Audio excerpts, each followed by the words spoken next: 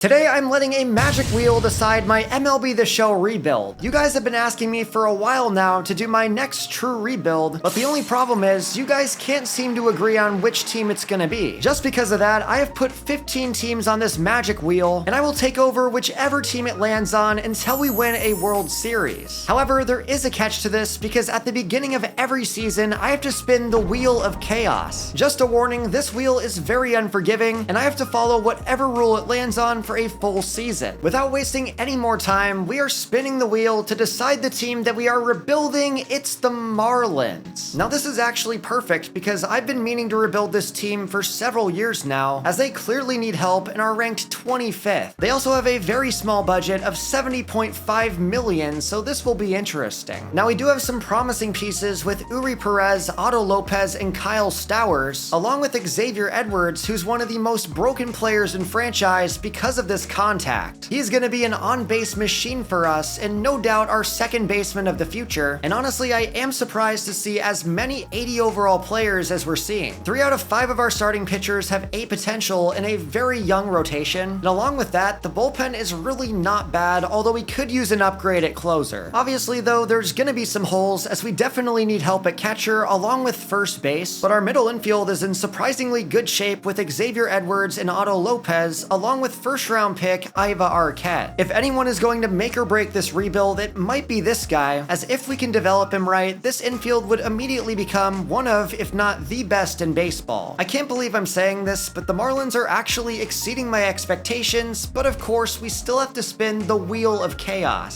Season 1 is very important to the success of our rebuild, so getting something bad on the wheel would not be good. That's terrible. Having to trade away Uri Perez is probably the worst thing that could have happened right out the gate, but of course, that's the fun and the challenge of doing a video like this. We're trading him to a random team for prospects, as I'm gonna take whatever offer is the best, and while it's very tempting to bring in Roki Sasaki to replace him right away, I think the Phillies are offering a better package with Andrew Painter and Justin Crawford. There's no question that this will slow us down early on in the rebuild, but at least we're able to acquire 2 top 20 prospects in return. That will also give us 7 prospects in the top 100, and while none of them are Uri Perez, we should be set up pretty well for the future. Without our best player, I am beyond interested how this year is gonna go as we split our first series to the Pirates before losing 2 more. That will bring us into scouting, where we have the number 7 pick and a great chance to do some damage, and so far I am not seeing any generational players. Obviously, if there was one, there would be a slim chance that he'd fall to us, so that might be for the best, as we are starting out by discovering and scouting international pitchers. As I normally do, I'll take a look at those guys for a few weeks before moving on to something else, but on the side I'm also looking at position players one by one, starting with Rhett Lambert. He may be 23 years old, but as a switch hitter with a very good ceiling and a high floor, he would be the perfect addition to start out our rebuild. If he's as good as he looks, he's probably not going to fall to number 7, so I do need a backup option, and I think our biggest position player needs in season 1 are catcher and first base. I was going to say center field, but we do have Justin Crawford now, and he's projected to join the lineup in 2026. Early on, despite our promise, we are well under 500 already, digging ourselves a bigger hole, as a series loss to the Nationals puts us in last place. Additionally, Rhett Lambert is not the player that I wanted him to be, as he's ranked 35 on the board. I'm also interested in a few other guys like Robles or Nunn at second base, but remembering our needs, I have to scroll quite a ways to find a first baseman or a catcher. We'll eventually take a look at those guys, but for now, I want to scout Cam Castellano, just because that type of power is very hard to find. I also see that we discovered 4 pitchers, which is very exciting this early on, especially because one of them is the number 3 ranked player in the class. We're gonna find out sooner rather than later if that rating's actually legit, but for now, Caleb Hogue is one of my favorite prospects in the class. So far, I'm having a bit of trouble finding a good player to draft in the first round, so I'm really hoping that Jesus Hidalgo can turn things around for us, as he's another player that has great power. He would be a great fit in a lineup that right now is pretty contact heavy with guys like Otto Lopez and Xavier Edwards, and first base is a really rough position for us, so I'd actually be willing to reach for him if he does end up being good. At the start of May, we are 11-20, which is dead last, and unfortunately, while Kyle Stowers has been okay, he is not having close to the season he's having in real life. A 734 OPS is not a good start, although it seems that Xavier Edwards is starting to heat up. That would be a big deal for his development development, as both of his contact ratings are nearly 99. And even though Kyle Stowers was in the All-Star game this year, I'm actually counting on Edwards to be the face of the franchise. After the big three of Stowers, Lopez, and Edwards, another player to keep an eye on is Griffin Conine, who so far is off to a decent start at best with a 713 OPS. However, he does have B potential, so I'm looking forward to see his development. I think the biggest shock of the season so far is this rotation, as I knew that losing Uri Perez would be bad, but I never predicted this. Our best pitcher so far has been Braxton Garrett, who's putting up average numbers at best, and there's a pretty steep drop-off right after that. After a week of scouting Hidalgo, unfortunately his rank goes down to 26, so it seems we are not getting the switch-hitting, power-hitting first baseman that we desperately wanted. On the bright side though, we're finding a lot of starting pitchers ranked in the top 10, and the most exciting part is that most of them are gems like Tyrone Gilbert, David Angelis, and Walter Chen. As for the position players though, we have not had very good luck, although I'm gonna take a look at this center fielder, Enrique Franco. I know he just traded for Brandon Crawford, but I'm always gonna take the best player available, and Franco's combination of contact and speed at 19 years old is very enticing. We are throwing him on the board and hoping for the best, and let's move on to central pitchers since we're in week 5. At the end of June, we are even further in last place, 21.5 games behind the Phillies. So as expected after trading Perez, this was pretty much a useless season, although Kyle Stowers is turning things around. He is on fire along with Xavier Edwards and Griffin Conine, but other players like Connor Norby and Otto Lopez are cooling off. In the rotation, it's really encouraging to see that Sandy Alcantara has turned his season around, as he is putting up very respectable numbers and might be an all-star. Many forget that Alcantara won the Cy Young in 2022, but after struggling in 2023 and missing all of 2024, this will be his chance to prove himself. Obviously, the stats of our current team matter to an extent, but really the focus this season is on the development of our prospects, as guys like Justin Crawford and Andrew Painter are both very close to the show. After them though, we have other talented players like Iva Arquette, Thomas White, and Starling Caba, who I do believe are a part of this team's future in some way or another. The combination of those guys and having 4 top 100 picks in the draft make me feel very good about the future, and so far we've kind of been struggling to find talented players, but I found second baseman Elmer Amoros, who has a very high ceiling at 21 years old, and even though we don't need middle infielders, I might have to take him. This type of talent is way too good to pass up, especially because I am not seeing many other good players in this projection. Second base is not really a need for us, but center field is a different story, and Craig Scott is right up there in the rankings with Amoros. I think the biggest problem for us is I have no idea who I'm taking at number 7 overall, and while I don't like to take pitchers, Edwin Herrera looks like a pretty solid option, as he is the number 3 talent on the board. There are some really good values at the top of the board, but I don't think anyone compares to left fielder Harold Sosha. We just discovered him out of Canada, and he's the number 7 player on the board, and with a great potential range, he could be a steal for us. We're throwing him on our scouting board right away, as a corner outfielder with power is a no-brainer, and why not scout this catcher Craig Banks? Catcher's not really a huge need for us, depending on the development of Agustin Ramirez